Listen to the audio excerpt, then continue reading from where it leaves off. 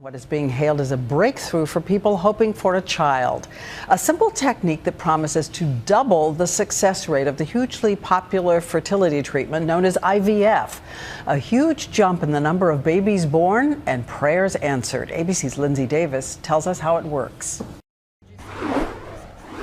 Risa Levine knows the heartbreak of years of unsuccessful in vitro fertilization, nearly $300,000 worth of attempts. There's no other thing in my life that I can think of that's a greater disappointment. But according to a new British study, this time-lapse video of a developing embryo could be a game changer. Right now, the overall IVF success rate in the U.S. is just 32%. But when using these images, researchers say there was a dramatic improvement, nearly doubling the success rate to 61%. We can really select and even more deselect embryos based on how they develop.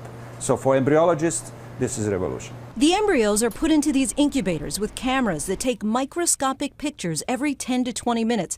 The video then allows doctors to intensely monitor any abnormalities and ultimately select embryos with the lowest risk of defects and the highest potential to bring a baby home.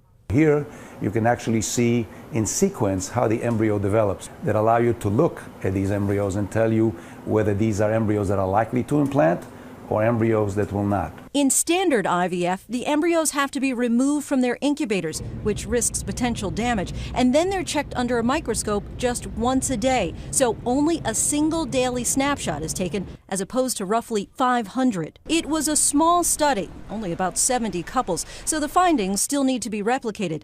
But it's possible that more and more, this is what baby's first home movie is going to look like. Lindsay Davis, ABC News, New York.